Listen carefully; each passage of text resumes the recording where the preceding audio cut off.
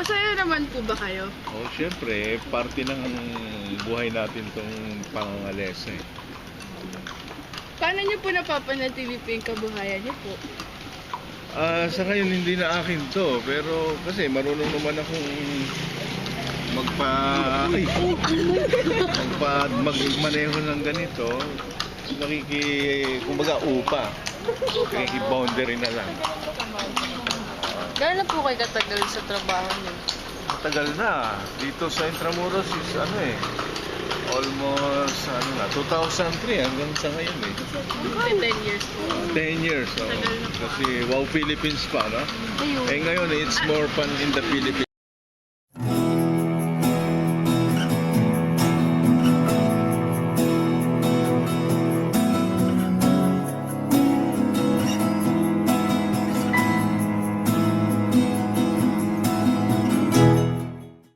Di ba turista nga po, yung mga lang, yung paraan po nila na pag-uusap niyo po. Nahirapan po ba kayo? Kunyari mga Koreano po, Sa ganun. Koreano, okay lang. Marunong kang konting Korean. No? Saka, iba naman kasing Korean, marunong umingles yan. Ano mo na lang sa salitang Korean, medyo maiksi, saka may halong English. Ganun. Yung sweldo niyo po bang nakukuha niyo po dito? Natutustusan po yung pang-araw-araw niyo pong pamumuhay? Oo naman, kaya lang minsan kapos din. Kasi paano pag konti lang ang Pag hindi dating po ng peak season. turista. Kasi turista lang naman talaga yung Sumasakay. madalas sumakay dito. Sa isang araw po, magkano po yung kinikita nyo? Depende. Pag yung may araw kasing malakas, malaki rin ang kita mo. Ngayon, pag wala, talagang zero backlog yan. Eh katulad, ngayong buwan po, malakas-lakas po ba? Mahina to. Ngayon po. September talagang yan kasi bagyuhan pa. Pag bagyuhan, kahit ikaw man to, tayo, hindi ka mamamasyal pag umuulan. Basa ka.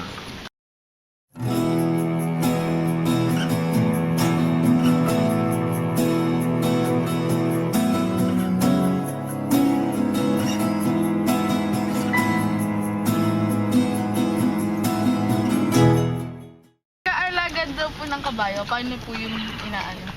Yung sa pagpapakain? Opo, maintenance po niya. Maintenance yan parang tayo din. Kung kakain tayo ng 4 na beses sa Ganun isang din. araw, 3 o gano'n, Mas gutom po. halos parehas din ang oras. Umaga, tanghali, hapunan.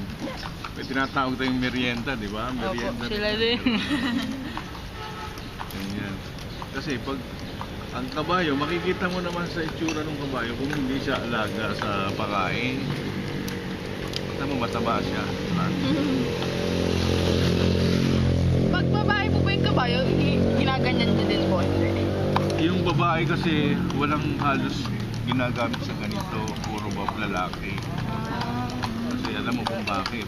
Pag Bakit may po? halong babae dito sa ganito, medyo magulo. Maingay yung mga kabayo. Kaya kadalasan puro lalaki.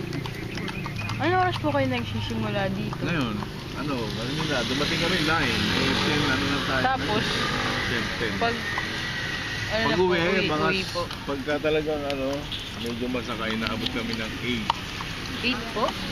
Minsan, pag wala, 6, nasa bahay na yan. Lumilipat-lipat din po ba kayo ng pwesto? Or sa Intramuros? Opo. Intramuros lang kami. Kasi po may route. Dito diba? kami, kami dito. Contract? Hindi naman sa contract, kumbaga, registered yung pangalan namin dito. Yung Sa Intramuros, tapos yung tourism, Department of Tourism. nag-hire din po ba kayo kunyari po sa mga events? Oo, meron gano'n. Meron Pag din. yung ang purpose gamit ang kalesa. Ayan, may pumupunta rito. Nung araw, baka hindi pa kayo estudyante sa UST nung Kalesa Cave sa UST. Meron po. Ano po? Kalesa Cave. Yung ano po? Yung Parada ng mga balada. kalesa. Wala pa kayo siguro doon. Matagal na yun eh.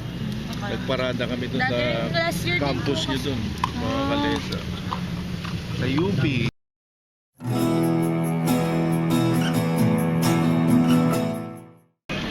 Dito po sa Intramuros, ilan kayong nagkakaye? Dati yan eh. 20 kami. Dami. Dami. Ngayon siguro mga 16 na kasi yung iba, alam mo na siyempre, mga namatay na. Kakatandaan. Hindi naman sa katandaan. Siyempre, lahat tayo mamatay. May kanya-kanyang ano. Ito, alam niyo ba kung ano to? Nung araw, Adamson dyan. Ay, talaga? Yung may tent doon, Ateneo de Manila yun. Nung araw, So, dun si Rizal dati? 1817 yung ano eh. Ateneo. Di ba si Rizal nag-aral sa Ateneo? Opo. Doon yun. Ito naman, 1932 ata. Yung Adamson. Tapos, na-destroyed nung World War II yun. Hindi na itinayo, no? Sa ngayon, yung building yan, tawagin nila ECJ, Eduardo Cojuangco Jr.'s building sa ngayon yan.